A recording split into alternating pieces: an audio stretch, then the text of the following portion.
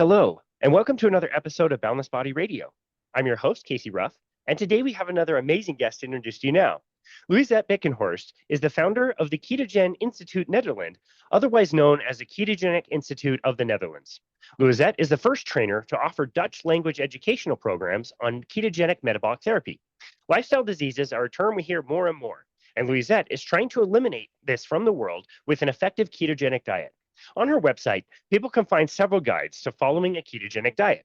After years of experience as an orthomolecular and ketogenic therapist, she transitioned to imparting knowledge and skills to other health professionals. This allows more people to be supported in taking control of their health.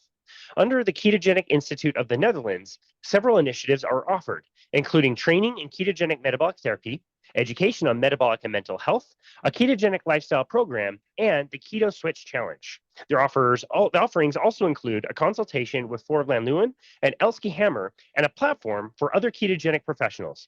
Louisette is also the host of the very successful D Keto podcast, which has well over 300,000 downloads. Louisette Blikkenhorst, what an absolute honor it is to welcome you to Boundless Body Radio.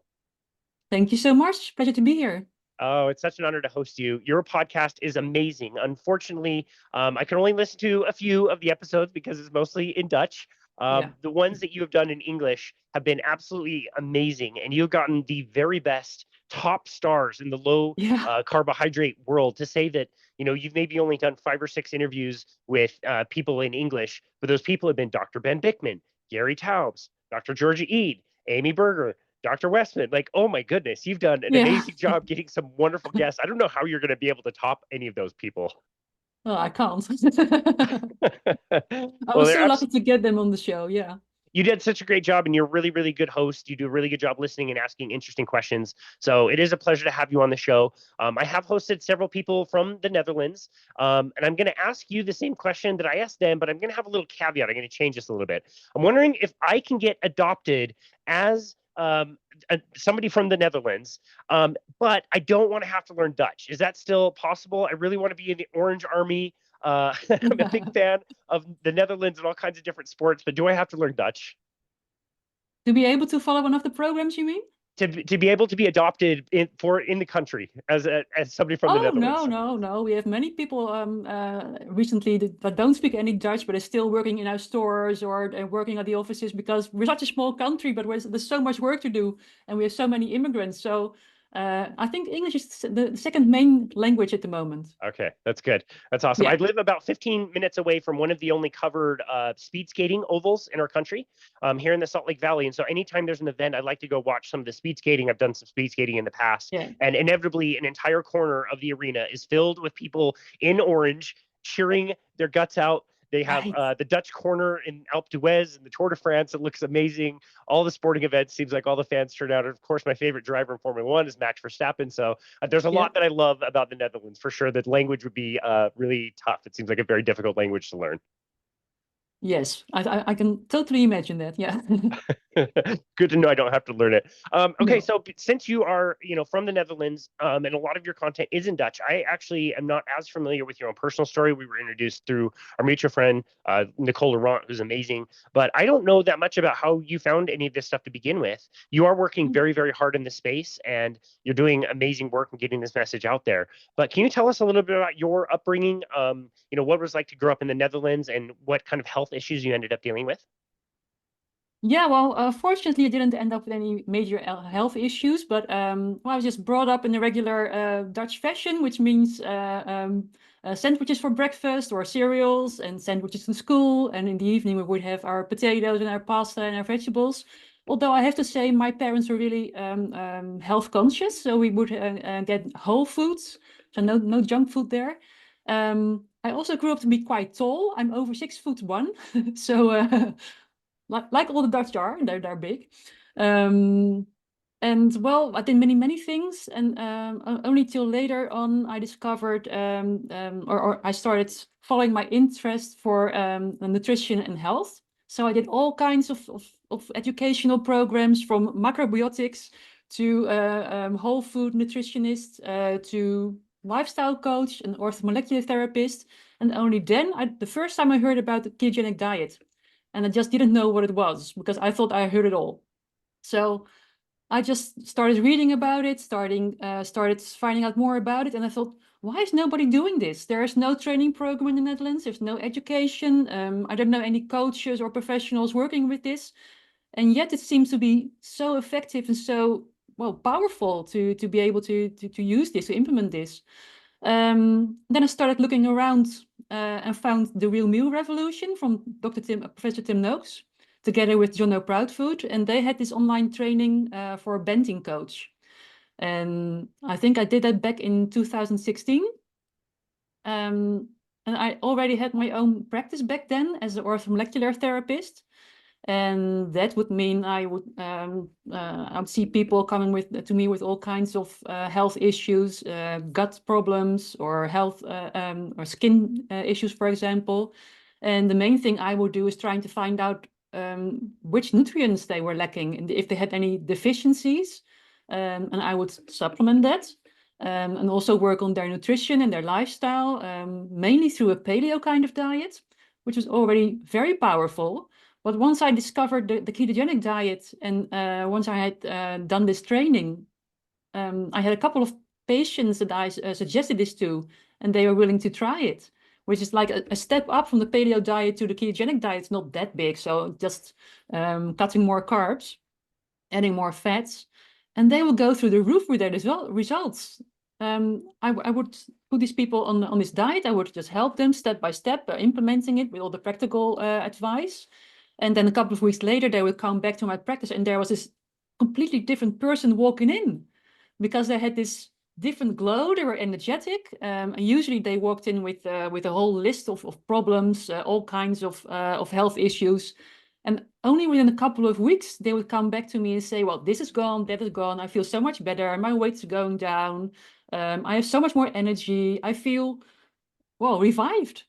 So at some point, I started to think maybe I should turn it around. I shouldn't start with the orthomolecular therapy and then implement the ketogenic therapy, but just start with the nutrition. And if there's anything else we need to do, we can use supplements. So that's how I started out. Wow, Yeah. that's amazing. I think you're the first person to ever mention that, and I have to look at my notes. Orthomolecular, an orthomolecular scientist. What is that exactly? Yeah, well, therapist, yes. Orthomolecular is about the small molecules. So usually ortho means right, molecular means molecule. So it's about the right molecules.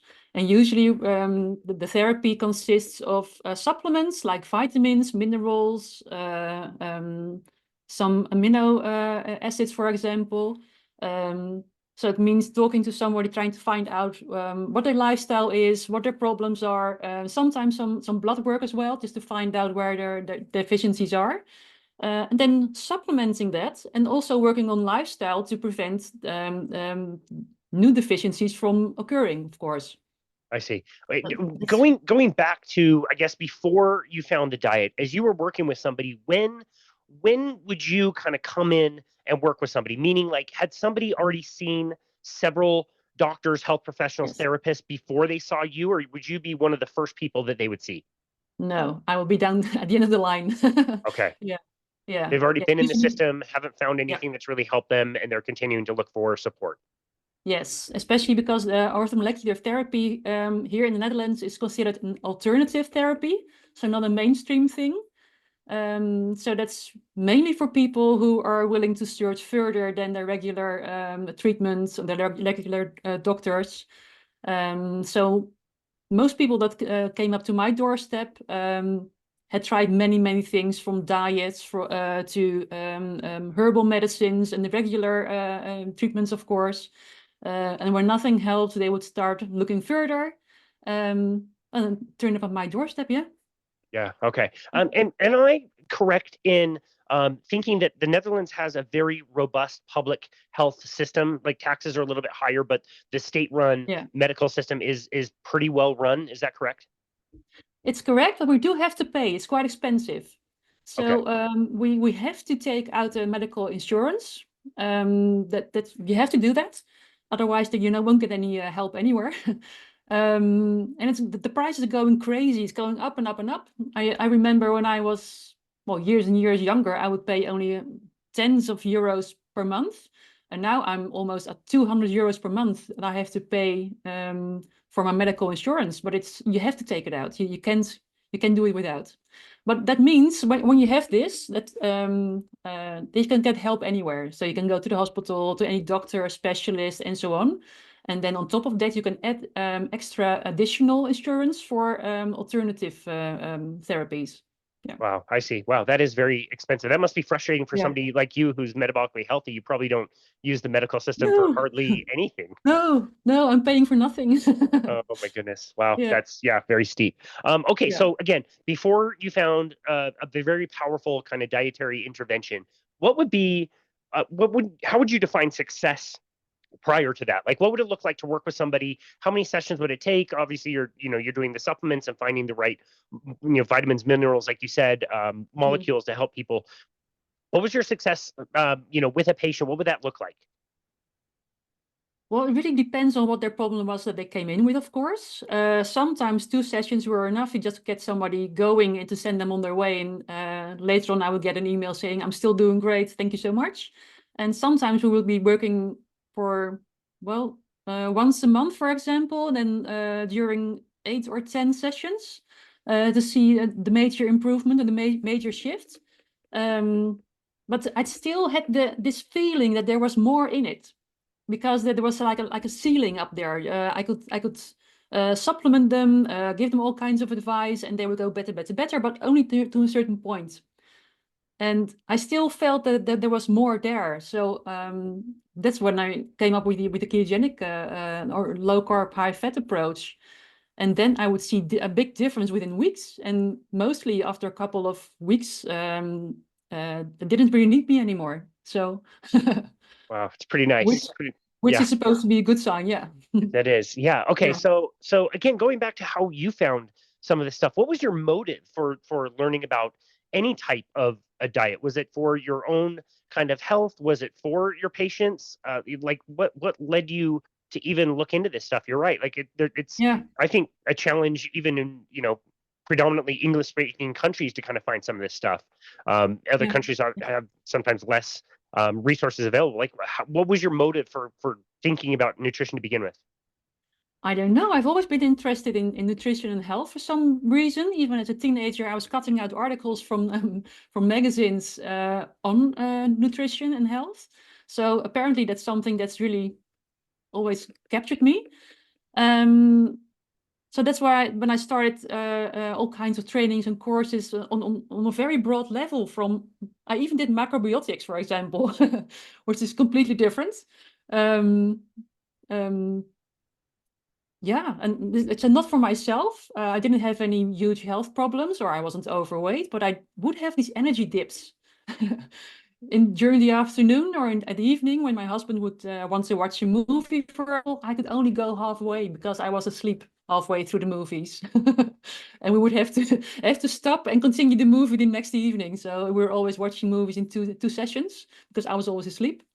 And that's completely gone. So no more afternoon dips, no more memory problems or loss of focus. I'm completely energized. So for myself, the only thing that's brought me is amazing energy. And I think because of that, I can do so many things because I have big projects. I'm running this thing on my own. And I don't think I would have been able to do that without this diet, without this ketosis energy.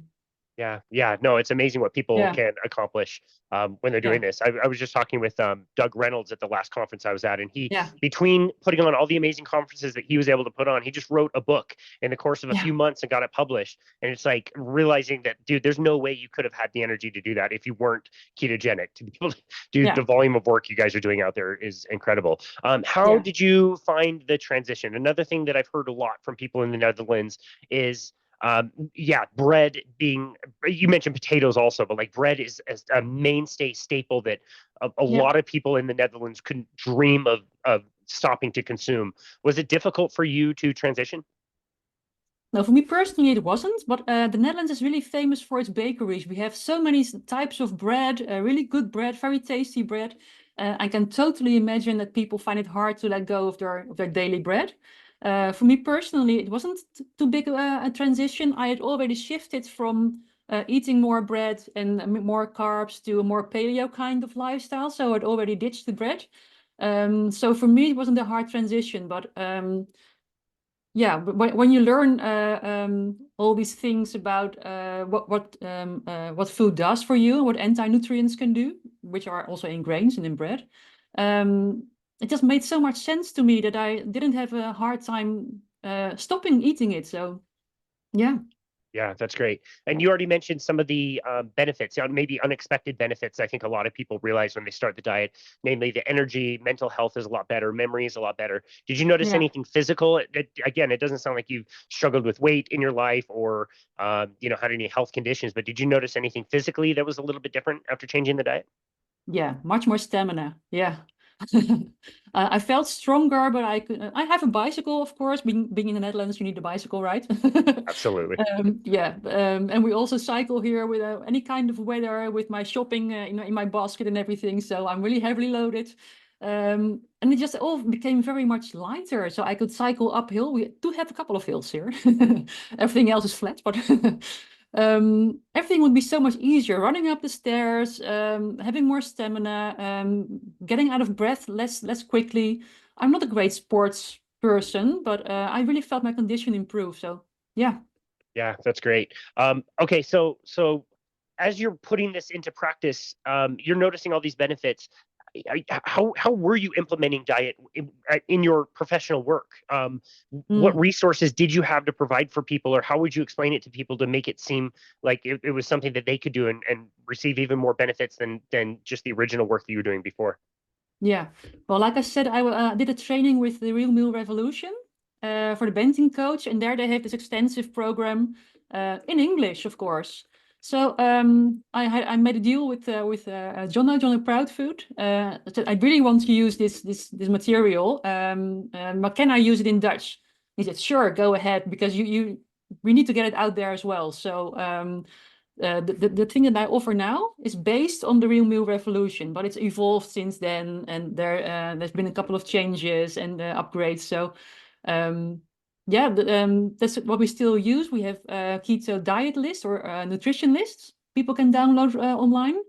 I have an online program they can use. So all the information is in there. They can do like they can follow the lessons and do all kinds of what do you call it, assignments. So I send them into the kitchen, clean out your kitchen cabinets, read the labels on your food, on your products, so they know what to look for.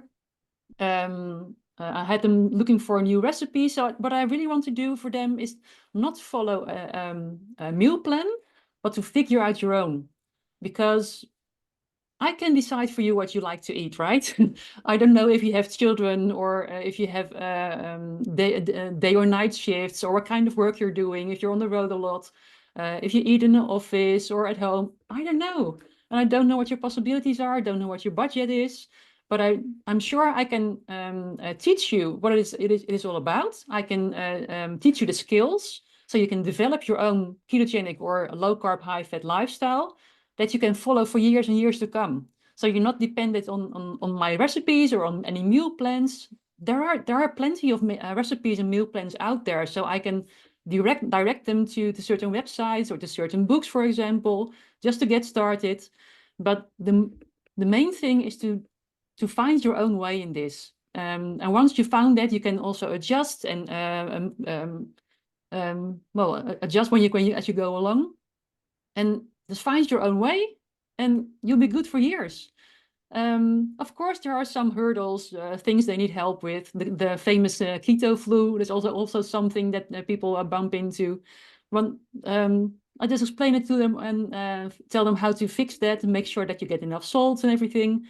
And usually, what I did back then and what I tell to my own students right now is that at the beginning, people really need to be held by their hands. For example, they need to be able to call you or text you whenever they have a question, and that's only during the first couple of weeks.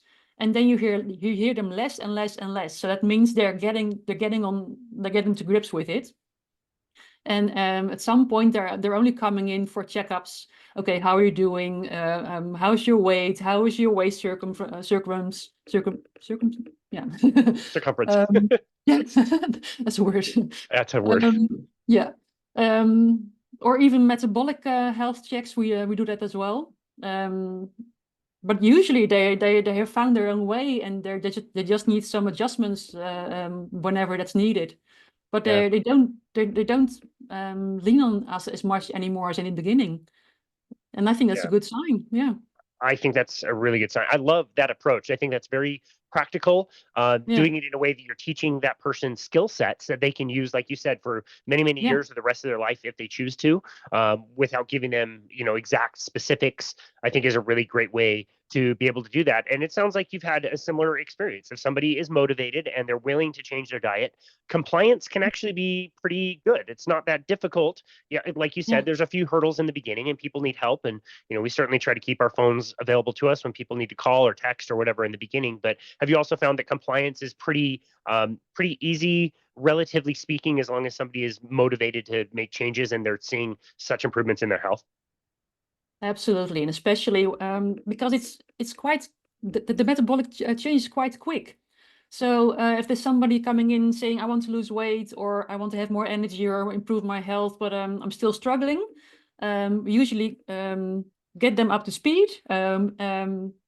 Let them cut their carbs, up the fats a little, so they gently go into ketosis, and then their body supports their good intentions because they don't have any cravings anymore. They feel more satiation.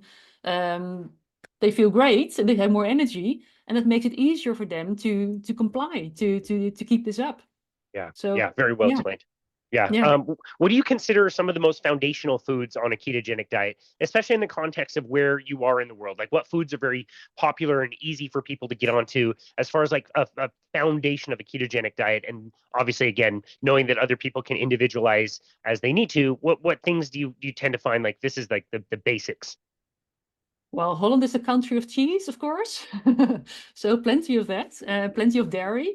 But there's also a drawback from dairy because not everybody can tolerate dairy or cheese. But we have plenty of low carb vegetables, plenty of meat, eggs, poultry, fish. Of course, we're also by the sea, so we have plenty of fresh fish. So no problems at all. No Yeah, problem. Beef is no, not a problem where you are, easy to find, no. inexpensive. Well, even here, there's the transition going on from meat-based diets to plant-based diets. So we have this discussion going on here as well. But still, meat is everywhere available. We do see prices go up, but I think that's worldwide the same thing. But yeah, it's you can still buy it everywhere, all kinds of quality levels. Yeah. Oh, that's great. Awesome. And then you kind of already alluded to this, but it sounds like it's so much changed your practice because you were putting maybe some of the supplementation stuff first and then trying the diet on the side. But it sounds like over time, the Yeah. diet just came to be more and more effective. How do you see the role of things like supplementation now after somebody has changed their diet? And again, hopefully that makes like the biggest difference. I would expect that to be the case. Yeah, how do you view supplementation currently? Totally different than before. I use it less and less and less, even for myself, but also for the people we work with. I don't have a practice anymore myself. I've mainly focused on the education and the online programs. But I do work with quite a lot of orthomolecular therapists that are still transitioning from using supplements first and then nutrition. And they're also switching around now from nutrition first. Make sure somebody is metabolically healthy. And sometimes you can use some supplements to make that transition work better. As, when they're lacking some nutrients, for example, it can be hard to make that transition. So they need like for example, they need more B vitamins or Q10 just to support their energy metabolism. But once they've made this transition, they don't need it anymore Yeah. because they're fine. Yeah, so you can use supplements to support the process. And I think things like vitamin D or magnesium, for example, those are like things that you need like all through the year usually. Yeah. All the other stuff that can go at some point. Yeah. Yeah. Even though you don't have a practice currently, I was going to ask you about that. If, obviously supplementation is highly individualized, but I was wondering along those same lines, B vitamins, D vitamin, magnesium, if there were some core kind of general supplements that by and large, a lot of people are going to be deficient in. Are there any others that really jump out as like, again, very highly individual, but generally speaking, can be beneficial for people? Yeah, omega-3. Mm, The omega-3 fat acids are also a good idea. Because even if people eat keto, it all depends really. I just thought I should mention that first. It really depends on how you implement a ketogenic diet. You can do this through all kinds of keto products that are really low in quality, or you can do a ketogenic diet based on whole foods. Somebody doing ketogenic diet based on whole foods needs less of any supplements at all because it's already in the food. But even here in Netherlands, we have less quality of the soil. So the vegetables, they contain less nutrients. So it may be a good idea if somebody really has a long way to go to just supplement with a multivitamin, for example, just to make sure that they have everything they need. But in this part of the world where it's winter here now, so it's quite gray and not a lot of sunshine. Vitamin D is then a very good idea. Well, minerals can be a good thing to add because of the poor soil quality. We have lots of greenhouses here. We're also famous for that. So you have huge greenhouse complexes. But vegetables coming from a greenhouse don't have as much nutrients as vegetables growing on the soil, right? yeah. Right. Yeah, so it all depends on where the person stands right now, what kind of nutritional habits they have, what kind of budget they have. Do they buy their groceries at a really cheap store, or do they go to an organic health shop, for example? So depending on that, and depending on what health issues they have, I would adjust the supplementation to that. Yeah. Cool. Oh, that's a great answer. I've heard Yeah. conflicting things about this. I'm just curious what your opinion is. I don't, I can't say that I've ever seen somebody have an issue with this, but in your opinion, would you prefer that somebody got their omega-3 through eating more fish and whole forms of protein and not take the supplement? Or I've heard the argument that omega-3 supplements, you have to be careful because there may be some oxidation of the polyunsaturated fats, which an omega-3 is. Do you see any concerns with that? Do you have a preference one way or another, or do you see benefit either way? I think it would be a very good idea to get the omegas in balance. So less omega-6 and more omega-3, preferably through food, through eggs, through fish, everything. Because you don't really know what the quality of the omega-3 in the bottle or in the capsule is. It could be oxidized, yes. So, and I think food should be the first source and not supplementation. Only when you find that people are really eating too much omega-6, or they're inflamed, or they have low-grade inflammation, for example, then I would suggest upping omega-3 through supplementation, for example. But really, really look out for a good brand that has added vitamin E to it, just to make sure it doesn't oxidize as quickly. But Okay. yeah, I would That's a look good out for tip. that. Yeah. Well, that's a good tip, and I love the way you explain that. You explain that by saying like it's also the omega-6. You know what I mean? Like we're taking, we're eating all these oxidized foods and then thinking we need to take a bunch of antioxidants. And so people are, Yeah. having exotic berries from Brazil and like lots of Yeah. blueberries and things like that for antioxidants. When it's like we should probably be thinking about the other thing. If you're cutting out all the other stuff, where our diets are so imbalanced and so much omega-6, Yeah. the need for omega-3 is probably going to be less. And we probably can get all that we need from the food that we're consuming. So yeah, I think that's a really great way to look at it. Exactly. That's also the thing I usually explain to people. You don't need all your antioxidants if you're metabolically healthy, and if your food is in order. You need less of it. So please make sure first that you're healthy, that you're getting the right nutrients, you're getting the right foods. And then you can also have a discussion on what are the right foods for people. Do they need to be plants? Do they need to be more animal based? That all depends on what's going on with somebody, I think.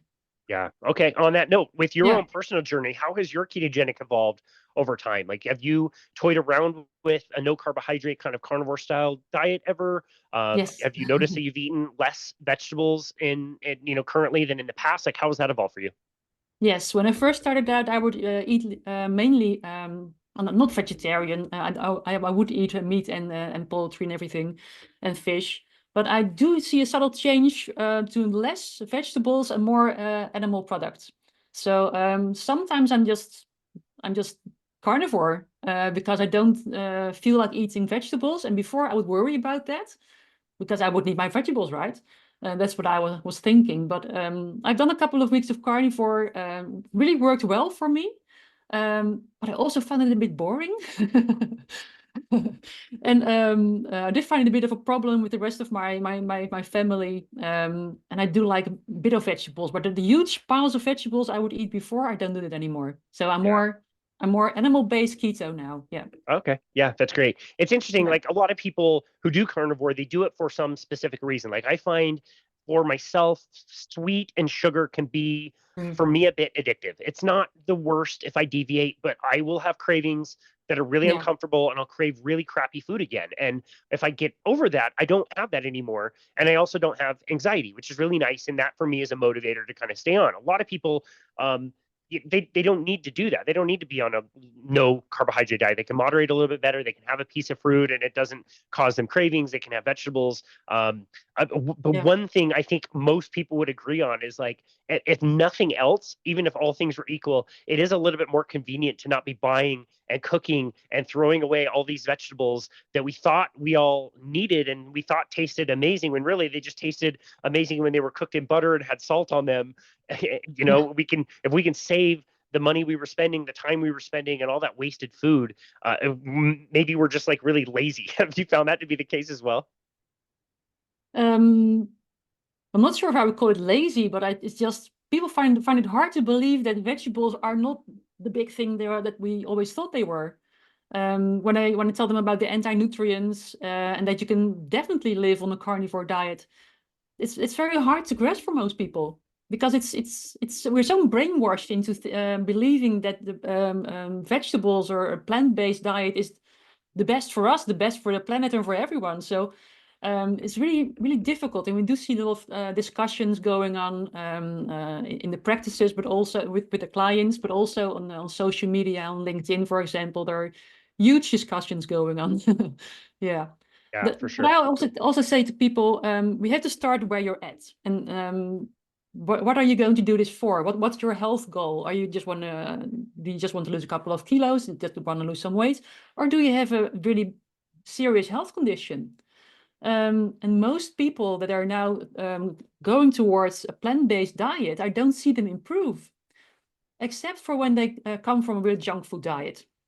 They're on ready-made sauces or junk food or takeaway meals, and they transition to a more plant-based diet, yes, sure, they'll improve because they leave out all junk and they eat more whole foods. So that's why what I found when I first started out with my practice as a whole food nutritionist. Sure, they would improve, but there was still a long way to go. So Yeah. and if somebody has transitioned to this plant-based diet, and at first they will feel better, but then they start feeling worse again, and they tend to go even more strictly on this plant-based diet. They go towards veganism, for example, and even that can work for them for a short period of time, but then they're confronted with the deficiencies, and they have to go and find something else. You can't go any stricter than that. You'd have to live off the air, right? Yeah. And we do find when they start reintroducing some animal-based products, like even if just eggs or goat milk, for example, because somehow they seem to think that goat milk is better than cow milk. I can imagine why they think that. They do see some improvements, but it's such a big mind shift for them to transition from plant-based to meat-based. And once they experience what it does to them, how their health improves, how their sleep improves, how their energy improves, it's a no-brainer, right? Yeah. Yeah. I see that with my clients all the time. as well. So yeah, thank you for explaining Yeah. that. As part of this conference that I was just attending, Dave Feldman hosted a debate between Dr. Peter Ballerstedt, who's in the animal agriculture kind of business and Yeah. low carbohydrate space, with somebody who is promoting a vegan diet, Chris McCaskill, something. Anyway, and the two of them had this debate, and I really respect the debate on the vegan side. It was very respectful. They gave each other enough Yeah. time to explain things. But and I'm trying to be as open-minded as possible. I'm listening to the arguments, and his arguments were going all over the place. Whether it was like what's best for human health, what's best for the planetary health, and all this stuff. And the arguments are just not very convincing. They're using numbers that don't really feel right. Every time I drive by a cow pasture, I don't necessarily see tons of pollution, clogging up the air and No. them consuming tons of resources. That doesn't really make a lot of sense to me. And the arguments for the vegan side, again, it's much better than a processed food diet and will probably help in the short term. But it was a lot of very circular arguments, a lot of straw man arguments. It didn't really seem to like go anywhere. And it was also like very scattered. It wouldn't stay in one kind of topic. And so hard to justify. And I definitely have a ton of respect for the guy to show up at a largely low carbohydrate conference and be Yeah. promoting a vegan and not get booed Lions off the Den. stage. Yeah. But that said, like I think the arguments, I don't know, if you've got a bit of common sense, I think you can see through some of the arguments that the numbers they're using and stuff just doesn't really add up. Yeah. I had a great pleasure of meeting Peter Ballerstedt in person last year in Switzerland, and we did a little walk around the lake together with Anthony Chafee, for example. We were all there, and he was talking to us about regenerative agriculture and about the cows and trees and everything. It's mind-blowing. And once you hear this, you can't deny it anymore. It's so logical. Yeah. It's amazing. Yeah. Yeah, that's Yeah. amazing. And We were talking off. I Oh, go ahead. Oh, sorry, I'm very lucky. I moved last year. I went from the big city Rotterdam to a very tiny village on the Belgian border, and here we have lots of cows and sheep in the outside in the fields. And there's this natural butchery right across the streets, and you can see the cows walking in the fields. And next year they'll be in the freezer, right? And you can buy them from there, and you just know these are really healthy animals. They've had good food. They lived off the grass. They didn't have any medicines. They were treated in a very respectable way. They had a good life. And I have no problem with eating their meat because we took care of them. Now they take care of us. And I think that's a really good approach for that. Yeah, that's really well said. Yeah, Dr. Ballerstedt is absolutely amazing. Such a great guy, and if nothing else, he's just so kind. And so is Dr. Chafee. So now that you've gotten into this space, you started your podcast, which is an amazing resource for people in the Netherlands in particular. You have also done some of those English-speaking episodes, which are fantastic. And it's not as many of the conferences that happen around you that happen around me. So I'm definitely very grateful that I get to travel to at least 2 or 3 every single year. But what has it been like to not only interview some of these people, but also meet them in person and see what their temperament is like, what their energy is like? How has that been for you? The first time I went, my first conference was with Keto Live in Switzerland. And there was no, not Peter Ballerstedt last year, Ben Bigman, Dominic D'Agostino, well, those kind of people. I felt like a kid in Disneyland meeting my heroes. I was so excited. I couldn't believe it. And I didn't dare to say anything to them for the first 2 days, but they're so approachable, they're so friendly, they're really kind, and they're always so ready to answer any questions you have, explain all kinds of stuff. It's really, really amazing. Really, yeah. I just don't know of any other field. There's conferences in lots of different topics, and I talk to people who go to these things, and there seems to be no comparison. Like you said, everybody in the field has been so happy and energetic and friendly, and will just sit there and talk to you and listen to you and want to know about your story. It's a really wonderful space to be in, and I think that's part of everybody being in a ketogenic state. Just the energy level is just absolutely just so high. Yeah. Yes, exactly. That's amazing. Yeah. So can you give me just like 1 minute? Okay, Sure. I'll edit this. I'll be right back. Okay, awesome. So as you're finding this information, obviously integrating it in what you're doing and what you're recommending for people, again, there weren't very many resources that you had that were in your native country. And so what was it like for you to want to get that message out there and be the first person, the pioneer, around your part to be able to share this? Yeah, well, that was the thing that I discovered when I started working with this. There wasn't anything in Dutch, hardly anything. But I also had my clients who were looking for recipes, for well, information sources. And there were a couple of books that had been translated into Dutch, so that's fine. And thank goodness it's getting more and more, because we're very lucky to have the books by Georgia Ede and Chris Palmer translated into Dutch. That's good. I think those were the first translations into a foreign language into Dutch. So we're very happy with that. Very, very grateful. So thank you very much to the publisher who did that. And that really brought on a shift. So, but still, that's why I started my whole business, make the transition from having a practice and coaching people to more educational programs, because there are more and more people looking for support, for somebody who could help them or to guide them along the way, and they couldn't find any health professionals or doctors or dietitians who were able to work with this. So I had my colleagues, my therapist colleagues, coming up to me saying, "Where did you learn this? I want to do this too. Is there any program in Dutch?" And I said, no, but you can go to Real Meal Revolution. You can go here, you go there, Nutrition Network, for example. They would go, "Yeah, but it's all in English." And the Dutch, they can sing along with English songs. They can watch English television, but studying in English is quite something different. So that's when I started. Well, when I started thinking, perhaps I should create my own program, because I have all this input, I have all this knowledge. I found so many interesting sources.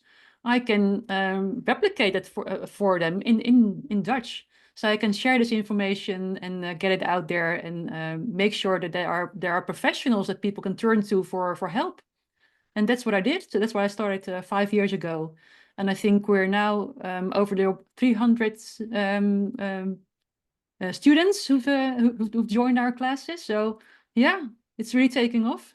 Wow. Oh, that's Yeah, great. That's really encouraging. I've heard yeah, from other people, maybe this is more around the like England and kind of Ireland area, that it's still to the point that if you told somebody about ketosis, a keto diet, or especially like a carnivore diet, it's not very well received, and plant-based is being yeah, pushed so heavily that it's really, really difficult, and they don't feel like they're getting a lot of traction. I would say around here, for the first time ever, I don't feel completely nuts talking to a stranger about a carnivore diet. And more often than not, I'm finding people have heard about it. They know somebody who's tried it, regardless of whether they're willing to do that or not. I would say even a yeah, year or two ago, that was not the case. And in the last few months, I met several strangers who know at least about it and don't think it's all that yeah. bizarre. What it is gaining traction where you are, is what it sounds like. It's getting Yes. a little bit more popular. Yes, more and more. But what I do see is that it's the wisdom of the people, wisdom of the crowds. So there are many people trying this out for themselves, following a program, or watching YouTube, listening to podcasts, educating themselves. But it's still not like a therapy. There are Facebook groups, for example, with tens of thousands of people in there in the Netherlands, where they're doing ketogenic diet or trying a carnivore diet, for example, and they're advising each other, helping each other out to make the most of it. And it's not always like precision nutrition, right? It's all general advice. You should try this, perhaps try this, or it's all really well meant, but not also very accurate. And it's still not therapy. So when there are people there with a serious health problem or even a mental health problem, I don't think they should get their coaching from a group like that. But on the other hand, there's the health professionals still closing the doors on metabolic ketogenic interventions, still saying no, it's dangerous. You need your carbs for your brain and your muscles, what the usual stuff they say.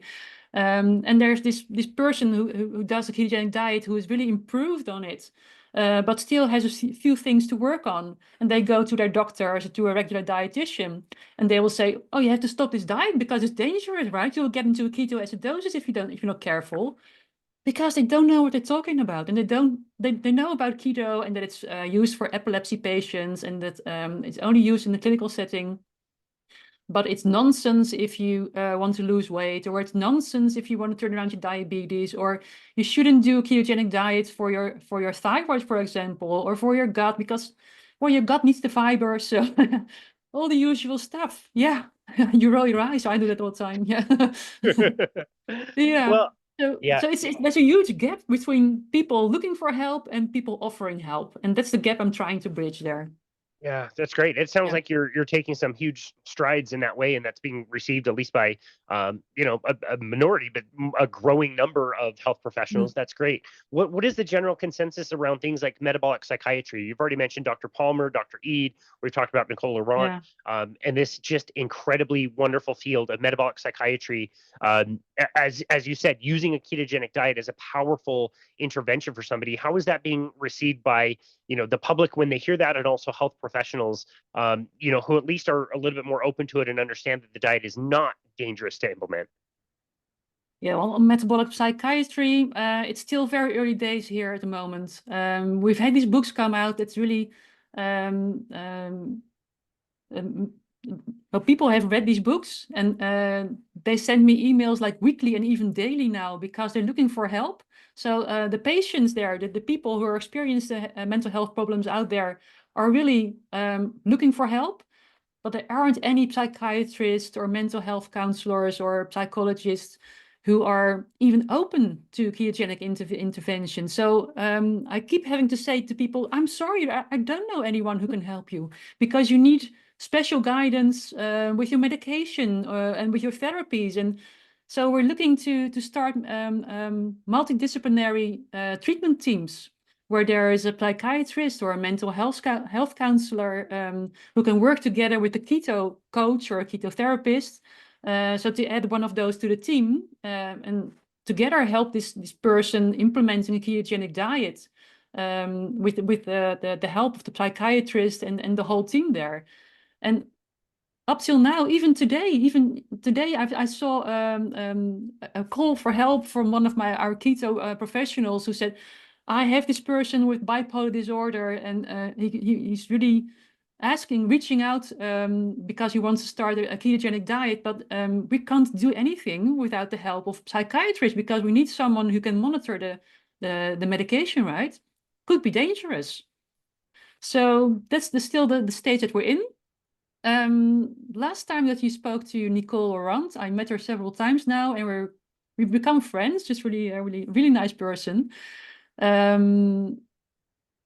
What we did is I translated her program, her training that she does, into Dutch, and we adjusted it to the Dutch market together with my colleague Lita Jousma. She's a medical psychologist, and she knows the field here, because we had to make a couple of adjustments, so it also appeals to the Dutch mental health professionals.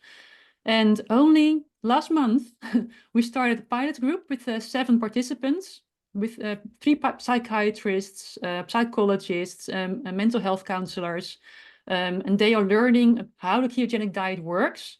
They're not learning to implement themselves, but they're learning to how to support a patient that is on a ketogenic diet and is going through some transitions that they need to be aware of, that they can have potentiation effects, for example, with a medication, or they can have all kinds of improvements or changes they're going through. And the medical team, the mental health team needs to be aware of that, and they need to be able to support this patient in getting better through diet. So that's the thing we're trying to do here, is to, like I said, we're trying to bridge that gap between all those people reaching out, because even now, daily I receive mails now. Last month, there was this program here on Dutch television with one of my friends and colleagues, Dr. Eline de Keister, and she is assistant professor at the University of Leiden. And she's doing a lot of research into the ketogenic interventions for ADHD, autism, Alzheimer's disease, all that sort of thing. And we work together quite a lot. She was on television speaking about keto for the brain. And that really triggered a tsunami of reactions. People looking, they saw this program and they go, wow, where do I go? Where do I find help? And there's nobody. So I'm really proud to say that I have this platform for keto professionals with over 70 members of therapists and coaches they've been trained in the ketogenic diet, but they're not allowed to help these people because they're usually on medication. But they are here. So if there are any psychiatrists out there or mental health professionals that are even a little bit interested in would this work for my patients, please just send me an email, call out. I have someone who can help you implement the diet. And we can work together and build a network for all these people experiencing mental health problems who are looking for help and improvement. Yeah. So that's what we're working on. Yeah. Yeah, that's amazing. I mean, a long ways to go, but it's a great start. And to have, that popping up on television, people getting interested, I think is wonderful. You're very right about the deep prescription process of these drugs. They can become more potent. Potentiation is the term you use. The drugs can start working a lot more, and you can start having stronger side effects when you're coming off of these. And so working with a health professional is always recommended to be able to help with that kind of thing. Yeah. Before we get more of the health professionals, on board and helping out with this in the correct way, have you found a lot of case studies to be really helpful? Like, do you ever tell people stories of people that that reverse things like bipolar or Alzheimer's or some of those either run-of-the-mill or more serious kind of mental health disorders? Yes, that's what I do in the podcast. That's the ones you couldn't hear because they're all in Dutch. So I have lots of people coming on the podcast, even sending me emails now from can I come on your show because I have this really beautiful story I'd like to tell you. And it's all kinds of people with all kinds of health issues, from fibromyalgia to MS, there was one person who was experiencing lots of pain. She could hardly get out of bed. And then she did the Keto Switch challenge. She started from her bed, but at the end, it's only 2 weeks. The challenge is only 2 weeks. It's like a kickstart for people who are interested and just to get them started. And even within those first 2 weeks, she said, I'm walking up to the garden again to get the mail from the mailbox. And before, my husband would have to do that because I couldn't get down the stairs or get out of the house to even walk down the garden path to get my mail. And even the neighbor noticed, wow, you're walking. What's going on? So even in such a short period of time, people can improve very dramatically. And that makes me even more sad. Yeah, that makes me even more sad that I don't speak Dutch and I can't hear all those other episodes. I was wondering what the format was for some of the other episodes that I can only, take a guess at based on a few words that I recognize. So they are mostly just like everyday people kind of stories and case studies and that kind of thing. That kind of thing. And sometimes I just like to dive deep into a certain topic and explain about that. And I also had people saying, wow, it's like getting a lesson from you, because it's it's really a deep dive explaining how the mechanisms work, why they should do this or do that or leave out this. So it's also some episodes are all about learning. Other episodes are about interviews with people and their health stories and their improvements. And the interviews, of course, with the other professionals. Yeah. Are you ever surprised by how joyful it is to host a podcast and talk to people all around the world and collect their stories? Isn't it just amazing? It is. And I didn't realize that at first, because with everything I usually do, do you know this TV character called Pippi Langstocking? Yeah. Yeah, with the braids like that and her horse. And she has a famous thing that she says, I don't know how to do it, but I'll just do it anyway. I think I can do this. That's what I did. So that's how I started out my training programs. That's how I started out with my practice. That's how I started out with the podcast, just learning by doing and seeing what the response is. And I'm not a dietitian. I'm not a doctor. I don't have any medical training. I do have all kinds of therapeutical trainings and everything. And that's also quite difficult for me because I feel like I'm not taken seriously because I'm not a doctor or a registered nurse or dietitian or whatever. But by learning, by doing, I found out what the effects are and I see what it does with people. And I'm not biased by my education. The funny thing is, I heard a podcast with you, with Philip Ovelia this morning. I think it was recorded about 2 years ago. And you said the exact same thing. Like you were a personal trainer, coach. and you were not a doctor and you were not a dietitian or anything. And it also makes you very free to do things that the doctors are not allowed to do, because they're bound to their ethical codes and everything. And we're like free agents. And that really it made me very insecure at first, because I didn't have any degrees or anything. I didn't feel like I had anything to bring in there. And that's what I talked about with Nicole. And she said, well, it's very important that you do this thing, because, well, the doctors and the dietitians still have a long way to go before they can work with this or implement this. Might be 20, 30 years before it's mainstream. And in the meantime, there's somebody out there who's got to do this, who's got to share the information and just go out and stand up for it, and make this accessible for people. And that's what I think what our role is here. That's amazing. I just don't know. I don't know of any other topic of interest that anybody would go to the same lengths that you have gone to promote a message. Like, it wouldn't be a sports team or, any other type of a diet. Like, it's just, there's something about learning about this that just grabs people in a way that they, as Nicole says all the time, she can't shut up about it. She doesn't want to stop talking about it. And they go to all these links, like you creating programs, doing the podcast. That's a tremendous amount of work. And, starting from scratch and from the ground up, seeming like, and trying to get the message out there. I just don't see any other topic that anybody would literally change their career to pursue in the way that you have. And it's really very inspiring and really wonderful. Well, thank you. And each success story just gives me goosebumps all over again. Every time. Yeah. Me too. It's really wonderful. That's all I need. Yeah. So I'm not making any money off the podcast, or I'm not getting rich in any way. So just pure drive. Yeah. I love it. Yeah. Most people don't realize we're the ones actually paying for the podcast to be done. So it costs us money on our end. What is your vision for the future? It sounds like everything is going in an upward direction, probably not as quickly as any of us would like, but at least it sounds like it's going in the right direction. What do you see as far as like expansion of the company? How do you see this message getting out to more and more people?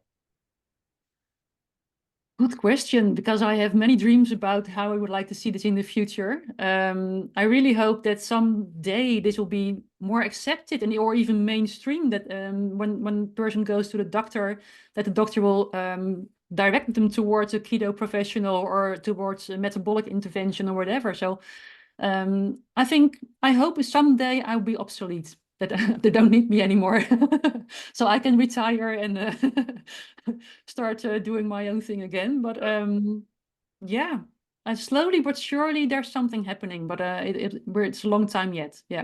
Yeah, I don't know what you're going to do with yourself in retirement. With all the work you're putting into this, you're going to have to come up with something to keep yourself very busy for sure. Yeah, I don't know. I'll think something by then. Yeah. Well, that's amazing. I am so grateful to Nicole that she was able to introduce us, and that we were able to connect. As much as I'm like you, and I absolutely love the opportunity to talk to a Gary Taubes, a Dr. Ben Bickman, some of these people who are just doing incredible work and getting the message out there. There's also so many people out there in their own kind of corner of the globe doing really great work. And it's great that you're noticing an uptick and people are paying more attention and health professionals are becoming interested.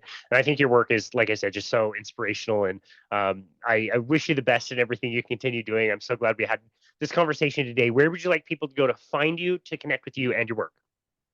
Well, the internet, my webpage is in Dutch, so it's quite difficult to spell it out. But if you go to the Keto podcast, then I'm sure you'll find me, and all the links are there, so the people can find me there. Yeah.